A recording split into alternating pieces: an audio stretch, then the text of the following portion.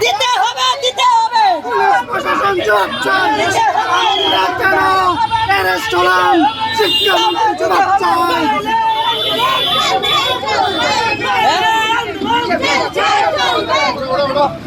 জবাব চাই জবাব দাও শিক্ষামন্ত্রী জবাব চায় শিক্ষকদের উপরে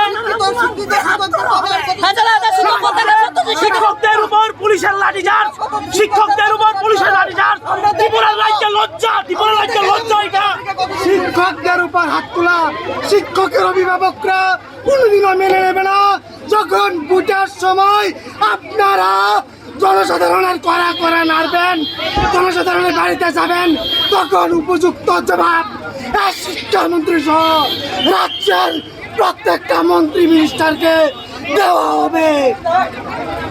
বলি পোস্ট টাকা সত্ত্বেও আমাদেরকে নিয়োগ করছে না আমরা কি বারে পরীক্ষা দিয়ে পাস করবো একটা পরীক্ষা দিতে কতটুকু পরিশ্রম করতে হয় উনি কি জানে না উনি তো শিক্ষামন্ত্রী উনি তো জানার বিষয়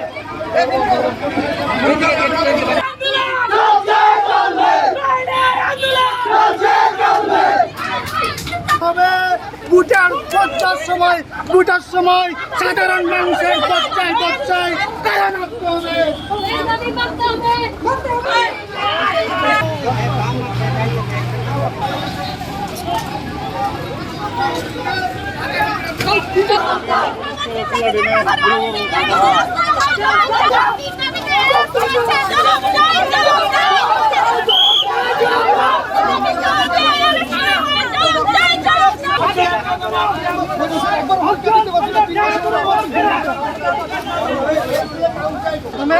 অর্থমন্ত্রী অনুমোদন দেয়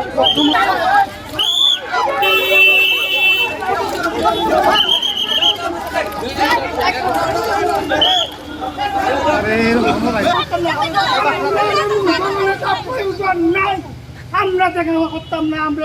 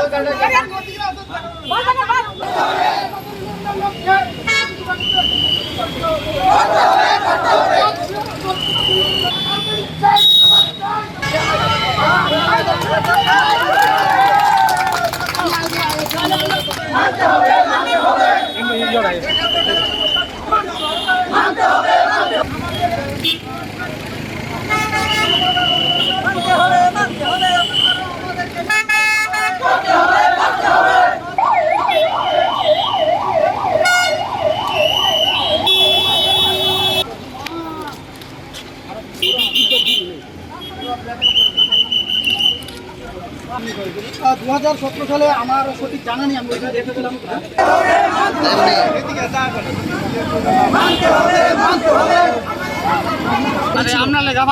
যারা কোয়ালিফাইড করেছিল সবাইকে একসাথে নিয়োগ করা হয়েছিল। ওই সময় ছিল 52 কোয়ালিফাইড মার্ক, যেহেতু এখন 75 করা হয়েছে, তাহলে আমরা 75 পেয়ে আমরা কেন জব পাচ্ছি না?